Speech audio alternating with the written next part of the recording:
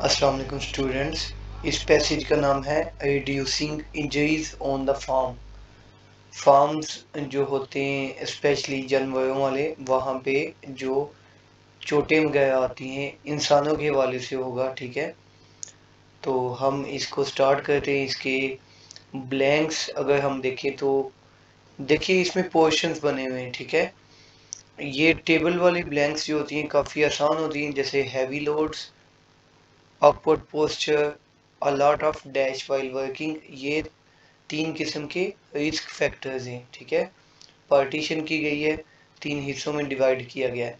यहाँ पे अगर हम इन 3 लाइनों को जस्ट बेसिक इंट्रोडक्शन समझें, इनको स्किप करके अगर ये देखें तो यहाँ पे एक्सेसिव लोड यानी कि हैवी लोड वाली बात आएगी।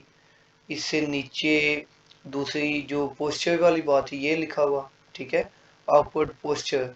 ठीक है, उससे नीचे अगर हम जाएंगे तो थर्ड वाली बात आएगी जो उधर टेबल में थी,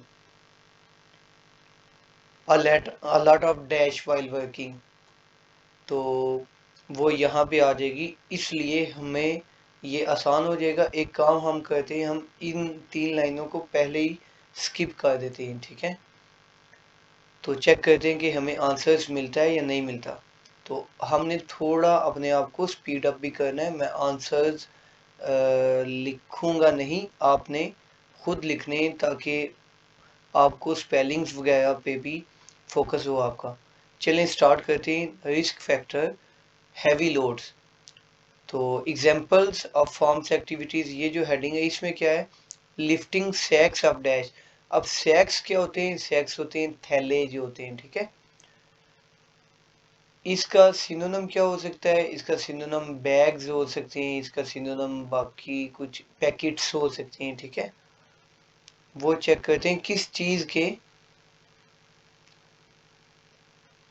यहां से पढ़ते हैं the first risk relates to carrying of an excessive load. ठीक है, वो तो हमें पता था।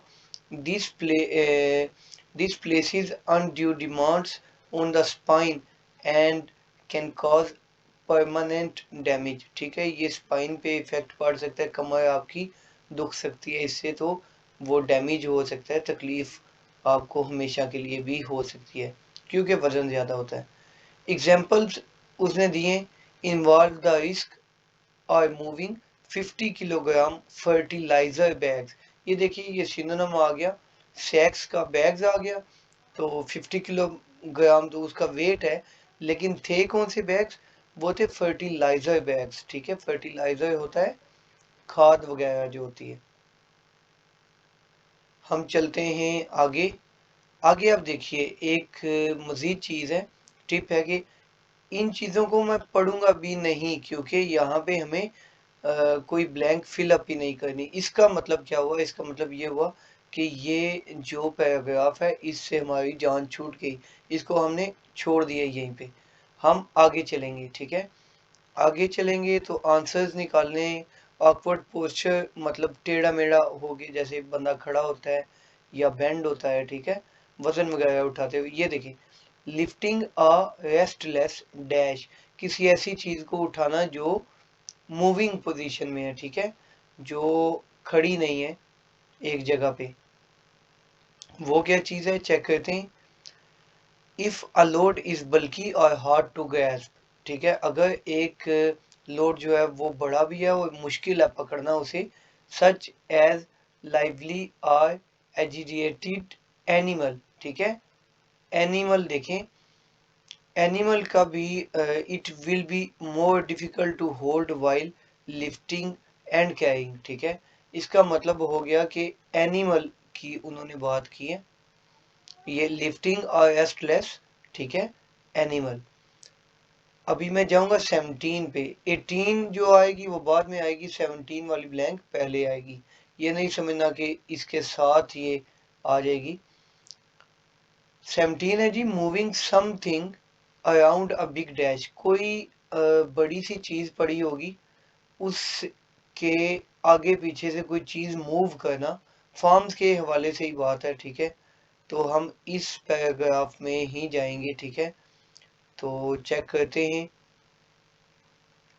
The holder may adopt an awkward posture which is tying and increasing the risk of injury.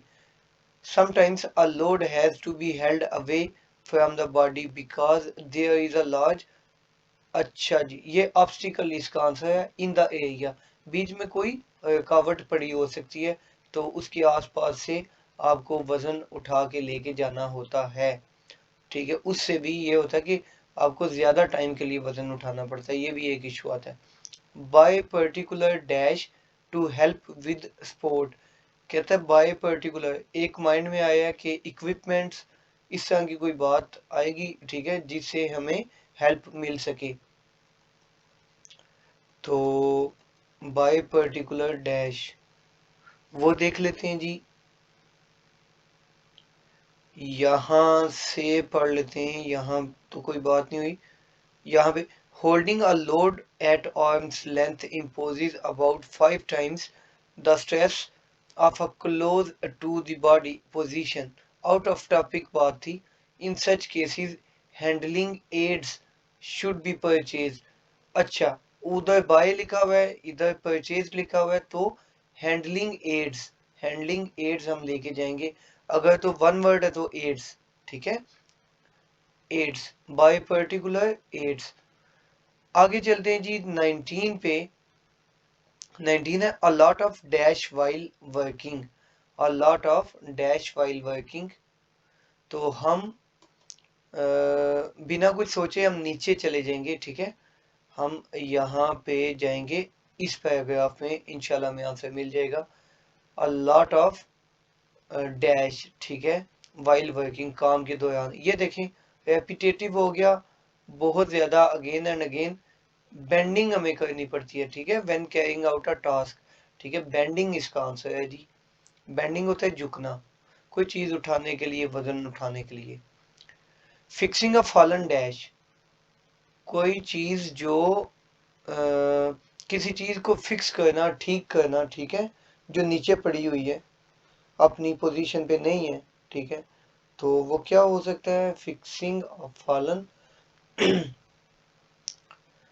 मैं यहां से पढ़ लूंगा, on the lower back because the back muscles have to support the weight of the upper body. The farmer should think about whether the job can be performed workmen, reducing the need for awkward posture. यहाँ पे नहीं था answer, answer था यहाँ पे, ये देखें ये second line, an example might be repairing a gate, ठीक है, फिक्सिंग अ गेट, जी बिल्कुल, गेट इसका आंसर है। तो कमेंट सेक्शन में अपनी जो एडवाइसेस हैं वो दीजिएगा, ठीक है, तो अपना बहुत ख्याल रखिएगा, अल्लाह हाफिज़।